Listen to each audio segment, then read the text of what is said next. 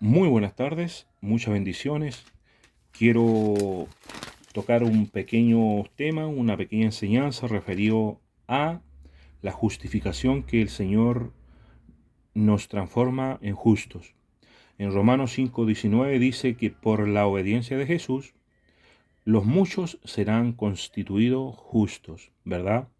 Romanos 3:28 y 31 habla y dice, concluimos que el hombre es justificado por la fe sin las obras de la ley. Luego por la fe invalidamos la ley en ninguna manera, sino que confirmamos la ley del amor. Entonces, dentro de lo que se me ha enseñado, ¿verdad? Es que nosotros, al ser constituidos justos, nosotros confirmamos que somos justos haciendo justicia. Y eso es lo que quiero entregar como enseñanza relacionadamente que cuál es la justicia que Dios demanda a todo su pueblo. Amén. El Señor Jesús nos enseña en su Sagrada Escritura. Desde el Antiguo Testamento, y vamos a terminar en el Nuevo Testamento. Dicen en el libro de Deuteronomio, capítulo 10, versículo 18, está hablando Dios en este pasaje, digamos. Dice, yo hago justicia al huérfano y a la viuda. Amo también al extranjero, dándole pan y vestido. En Deuteronomio capítulo 24, versículo 17 dice, no torcerás el derecho del extranjero, ni del huérfano, ni tomarás en prenda la ropa de la viuda. Deuteronomio 24, versículo 19, 20, 21, dice, cuando ciegues tu mies en tu campo, y olvides alguna gavilla en el campo, no volverás para recogerla. Será para el extranjero, para el huérfano y para la viuda, para que te bendiga Jehová, tu Dios, en toda hora de tus manos. Cuando sacudas tus olivos, no recorrerás las ramas, no recogerás, no dice, no recorrerás las ramas que hayas dejado tras ti, serán para el extranjero, para el huérfano y para la viuda. Cuando vendimies tu viña, no rebuscarás tras ti, será para el extranjero, para el huérfano y para la viuda. En Deuteronomio 27, 19 dice, maldito el que pervirtiere el derecho del extranjero, del huérfano y de la viuda. En Zacarías capítulo 7, versículo 10, el Señor también habla, dice, no oprimirás a la viuda, no oprimirás al huérfano, ni al extranjero, ni al pobre, y ninguno piense mal en su corazón contra su hermano. No oprimir a los más desposeídos, ¿verdad? En el libro de Jeremías capítulo 22, versículo 3 dice, así ha dicho Jehová, hacer juicio y justicia, y librad al oprimido de mano del opresor, y no engañéis ni robéis al extranjero, ni al huérfano, ni a la viuda. En Isaías capítulo 1, versículo 16, 17 dice, lavaos y limpiaos, quitad la iniquidad de vuestras obras de delante de mis ojos. Dejad de hacer lo malo, aprended a hacer el bien, buscar el juicio, rectitud al agraviado, hacer justicia al huérfano, amparar a la viuda. El Señor siempre, dentro de lo que nos ha enseñado desde el Antiguo Testamento, es que nosotros debemos tener cuidado de los más desposeídos. Y esto no es solamente nosotros como una sola nación, sino que esto es de todas las naciones. Recuerde que en su momento Jesucristo vendrá y reunirá a todas las naciones. Y ahí apartará a los cabritos, apartará, y también apartará a las ovejas a la derecha y los cabritos a la izquierda, recuerden, ¿verdad? Entonces, en el Nuevo Testamento, cuando llegó Juan Bautista predicando, en el libro de Lucas capítulo 3, versículo 8 en adelante, Juan el Bautista llega predicando y dice, Haced pues frutos dignos de arrepentimiento. Ya también el hacha está puesta a la raíz de los árboles. Por tanto, todo árbol que no da buen fruto se corta y se echa en el fuego. De alguna forma, cuando está hablando de el árbol, está hablando de la persona, ¿verdad?, que no da buen fruto, es cortado y echado al infierno. Eso nos enseña esto. Versículo 10 dice, y la gente le preguntaba diciendo, entonces, ¿qué haremos? Y respondiendo Juan les dijo, el que tiene 2 túnicas, dé al que no tiene, y el que tiene que comer, haga también lo mismo. Dele al que no tiene de comer. Versículo 11, y respondiendo les dijo, ya lo leí. Versículo 12, dice, vinieron también unos publicanos para ser bautizados y le dijeron, maestro, ¿qué haremos? Y él le dijo, no exijáis más de lo que está ordenado. Versículo 14, también le preguntaron unos soldados diciendo, ¿y nosotros qué haremos? Y le dijo, no hagáis extorsión a nadie, ni calumnies, y contentaos con vuestro salario. En Mateo capítulo 6, versículo 19 en adelante nos enseña, dice, no hagan tesoros en la tierra, sino hagan tesoros en el cielo, porque donde está vuestro tesoro, allí también estará vuestro corazón. Versículo 24 dice, ¿por qué? Porque ninguno puede servir a 2 señores, porque estimará al uno y menospreciará al otro. No podéis servir a Dios y a las riquezas.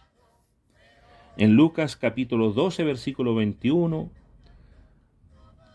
12, capítulo 12, bien digo, versículo 31, 33 y 34 dice, más buscad el reino de Dios y su justicia, y todas las cosas os serán añadidas. Versículo 33, vended lo que posee y dan limosna, hagan tesoros en el cielo, porque donde está vuestro tesoro, allí también estará vuestro corazón. Lucas 16, versículos 13 y 14 dice, ningún siervo puede servir a 2 señores, porque o aborrecerá a uno y amará al otro, o estimará al uno y menospreciará al otro. No podéis servir a Dios y a las riquezas. Y oían también todas estas cosas los fariseos, que eran avaros, y se burlaban de él. Recuerden que en Colosenses capítulo 3, versículo 5, dice que la avaricia es idolatría. ¿Ok? Seguimos, Mateo 19, 17, versículo 17, 20 y 21 dice, Jesús le respondió, ¿por qué me llamas bueno? Ninguno es bueno sino uno, Dios. Mas si quieres entrar en la vida, guarda los mandamientos. El joven rico le dijo, todo esto lo he guardado desde mi juventud, ¿qué más me falta? Jesús le dijo, si quieres ser perfecto, anda, vende lo que tienes y dalo a los pobres, y tendrás tesoro en el cielo. Eso nos enseña el Señor Jesucristo, que al dar limosna, ¿verdad?, a los más desamparados, a los más necesitados, tendremos tesoro en el cielo. Nosotros los justos, que somos justificados y constituidos justos por Jesucristo, confirmamos que somos justos haciendo justicia, ¿verdad?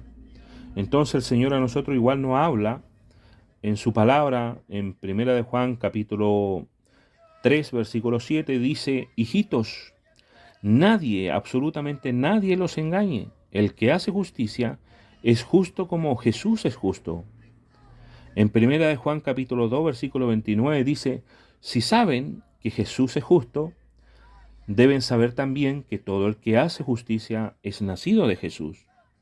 ¿Correcto? En el libro de Apocalipsis capítulo 22, versículo 11 dice, el que es injusto, sea injusto todavía, y el que es inmundo, sea inmundo todavía, y el que es justo, practique la justicia todavía. Amén.